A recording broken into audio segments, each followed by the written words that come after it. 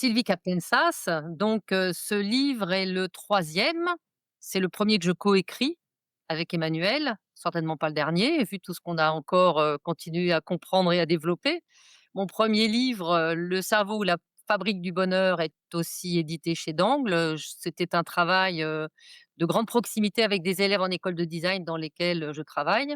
Le deuxième est un livre sur les intelligences multiples, qui est un peu le résultat d'un autre travail d'équipe, pour accompagner, des jeunes, en réinsertion, de la formation tout au long de la vie et donc ce livre est vraiment apparu, parce qu'on avait besoin, je crois, avec Emmanuel, de redonner un petit cadre quand même à ce que sont, les pratiques de sonothérapie, depuis ces quelques dernières années. Je me présente, Emmanuelle Carrère, hein, donc effectivement, pour moi, c'est mon premier livre, en tout cas coécrit avec, Sylvie qui m'a gentiment proposé, de le faire avec elle. Hem, Moi, je suis une passionnée du son, de la vibration. C'est comme ça depuis, au plus loin que je me souvienne. Donc le son fait partie de mon quotidien, mais aussi de ma vie professionnelle puisque je suis musicothérapeute, sonothérapeute, et puis, je travaille, en clinique, psychiatrique auprès de patients, qui souffrent de dépendance, hein. Et j'utilise dans tous mes ateliers, le son, la vibration, tout ce qui est sonore puisque c'est ce qui nous touche même avant la naissance, le son, la musique. Hem, voilà. Et d'ailleurs, c'est en tant que musicothérapeute que nous nous sommes rencontrés. On a fait la Oui. formation, au CIMS, Centre international de musicothérapie. On s'est rencontrés quand on a fait, notre formation en sonothérapie, puisque, c'est dans ce cadre, hein, qu'on a fait connaissance et ensuite, on a travaillé, ensemble. Nous avons été formatrices au CIM et puis après, on a interagi notamment, je viens travailler de temps en temps, dans la clinique dans laquelle tu interviens et puis on s'est mis évidemment à travailler, à mettre en place ces formations, toutes les 2. J'interviens aussi en tant que musicothérapeute, mais plus en EHPAD et en privé, voilà. Donc la vibration, c'est un peu comme, on en parle de temps en temps, hein, les 2 diapasons 128, il y en a un qui vibre, l'autre vibre à côté. On retrouve On on vibre sur les mêmes ondes et on est bien heureuse, de pouvoir, co-créer ensemble, travailler ensemble parce que je dois dire que travailler seul, c'est sympa, mais ce que j'apprécie beaucoup, c'est de pouvoir travailler avec Emmanuel, quoi. De pouvoir travailler avec toi, quelle chance, d'avancer à 2. tout à fait. Moi, c'est bien pour ça que quand tu m'as proposé d'écrire le livre, j'ai été très touchée et je me suis dit: «Chouette, c'est une super occasion. On va pouvoir, montrer ce qu'est la sonothérapie et c'est pas n'importe quoi, c'est pas perché, c'est vraiment, c'est scientifique. Ça a un intérêt, certain, pour les personnes, pour les patients, pour traiter certaines pathologies. C'est ou découvrir tout simplement pour son bien-être, l'utiliser pour soi». C'est intégré dans les hôpitaux, hein. Il y a de plus en plus de protocoles qui sont mis en place dans les hôpitaux, avec les diapasons, avec les bols, La voix. et la voix, bien sûr, Moi, notamment. pianiste et chanteuse, Oui. j'utilise énormément la voix dans mes ateliers, sûr.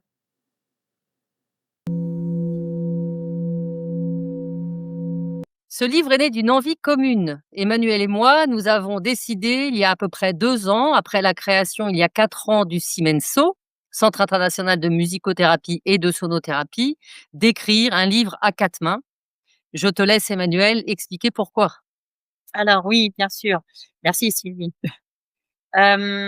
Pourquoi écrire ce livre? Donc, d'abord, c'est toi qui me l'as proposé au départ, d'écrire ce livre, hein, et c'était pour mettre par écrit ce qu'on proposait justement dans nos formations et à partir de la pratique de terrain, donc que j'ai depuis 10 ans, en institution. Donc ce livre est vraiment pour, les personnes, qui veulent utiliser tout ce qui est vibratoire, son, aussi bien pour les sonopraticiens que sonothérapeutes ou toute personne qui s'intéresse, à la vibration, au monde sonore. Et c'est donc pour ça qu'on a accueilli, dans nos ateliers à Paris et en province, plusieurs, profils super intéressants, des personnes, du monde de la santé, médecins, une dentiste, une sophrologue, on a eu beaucoup, de personnes qui se sont intéressées à nos formations. on a été amenés à créer des livrets, on a mis, sur papier, nos protocoles et on s'est dit: «Mais pourquoi après tout ne pas les rassembler?» tout à fait.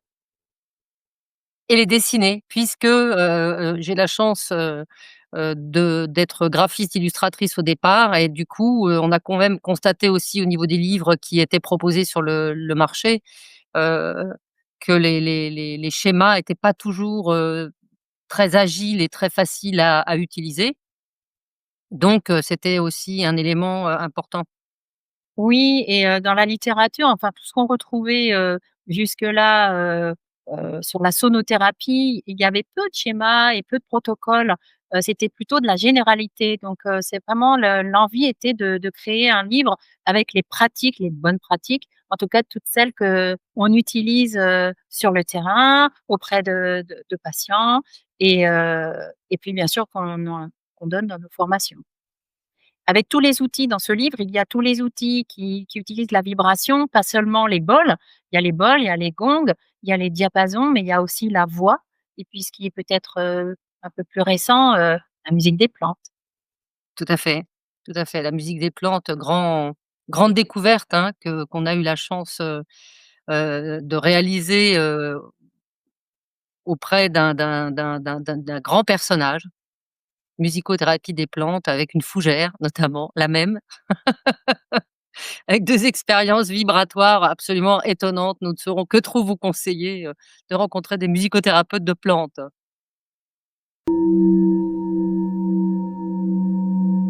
Ce livre s'adresse à tous, hein, que vous soyez professionnel ou pas professionnel, que vous soyez sonopraticien, sonothérapeute, ou passionné de la musique, du son ou même, novice complètement et vouloir, découvrir ce qu'est, la sonothérapie, au sens large du terme et tous les outils que l'on peut utiliser, pour la sonothérapie. Et Cet aussi a bien sûr Ouais, je sais plus.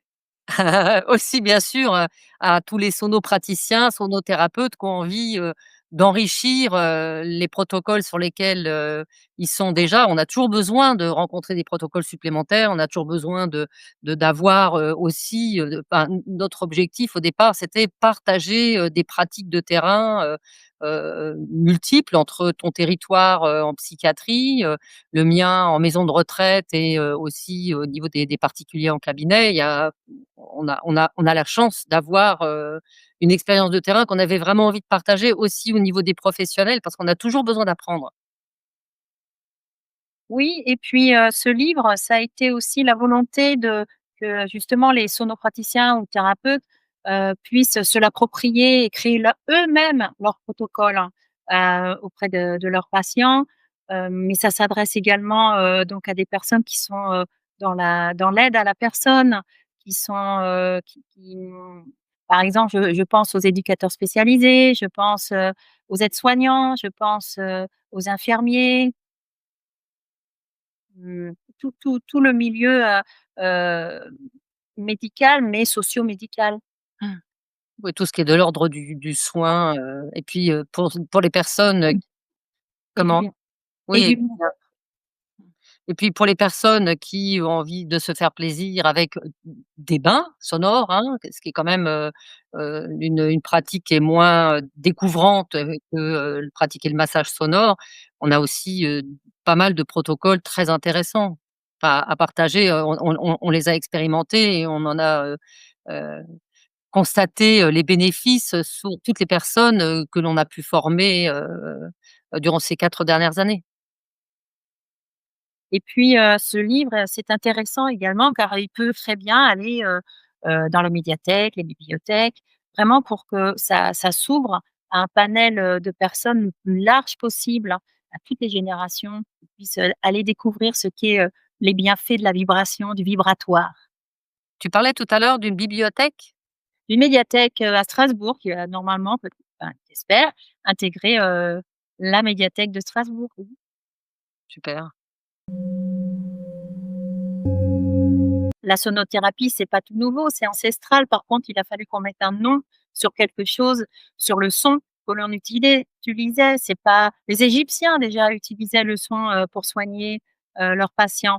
donc c'est pas récent. Par contre, peut-être qu'effectivement le terme de sonothérapie, c'est plutôt, de notre époque, hein. Donc c'est pour ça que Sylvie et moi qui sommes, co-directrices du Simenso, nous avons voulu, hem, comment dire? Mettre en forme tous nos protocoles, tout ce que nous apportons dans nos formations, dans ce livre, que vous soyez, professionnel ou pas, que vous ayez peut-être, envie de découvrir la sonothérapie et aller, pourquoi pas pousser la porte, d'un sonothérapeute pour, une séance, de bien-être et puis peut-être, que c'est pour aller un petit peu plus loin avec un sonothérapeute.